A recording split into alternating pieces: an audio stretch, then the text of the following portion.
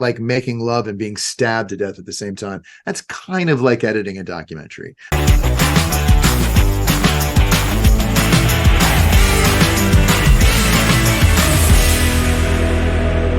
You're both very known for taking very complex issues and making them easy to understand for the average person. Can both of you or either of you share a bit about your process about how you distill down these complicated issues to make them easier to understand? Oh, it's a great question. Yeah, I'll go first. Well, one of them is collaborating with somebody who is as a career of being what seems to be effortlessly good at it, and it is incredibly hard work for him to be able to communicate science in an entertaining, educating way. It's the secret sauce because it gets through. They want to come back for the entertainment, and then they get the science anyway. So it's been a joy to collaborate now on a second film with Neil. It's process. Writing is rewriting, editing is re-editing, right? So it's all of these pieces. I have a metaphor for editing a documentary, which is 5,000-piece jigsaw puzzles dumped into one box with all these different pictures, and you don't have the pictures to reference. So there's these magical pictures. Then you have to try and make them connect with each other. And it's an exhausting and brilliant process. A person introduced a stop motion film by saying making a stop motion film is like making love and being stabbed to death at the same time. That's kind of like editing a documentary. But how do you really feel? Yeah, how do you really feel? Exactly. So it's a process. It's the editing and re-editing and re-editing and showing rough cuts and saying, does that make sense? And clarifying that and bringing Neil and saying, well, that scientific point could be a little bit better with a graph here. It's just a process and a collaboration.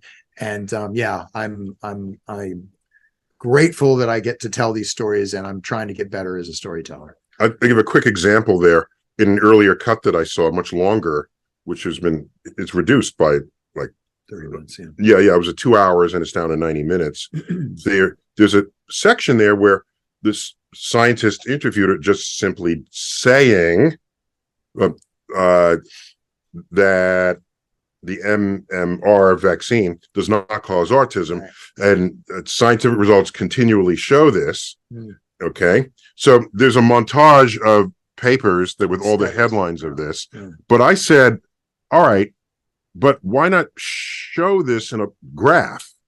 Okay, and one very specific study in Japan that was brilliant, that studied not just the vaccine hesitancy, but studied the removal of the MMR vaccine in Japan from that. They shouldn't have removed it, but they removed it for a while, and they saw that autism rates didn't change at all. They actually increased. Yeah, they increased a little bit. They increased, so there was no connection at all. Yeah, so you see these two graphs pass each other, and I said you suggested the graphs. Yeah, so now you got something.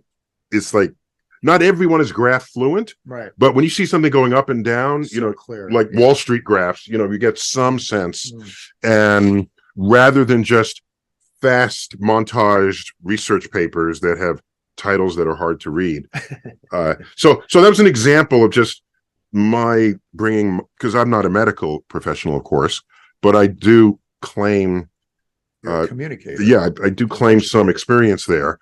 And so this is how I fed my expertise into the project. Quickly, where can we find more information?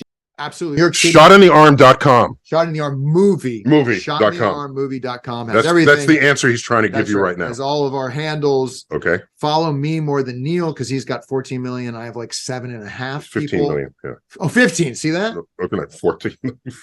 My bad.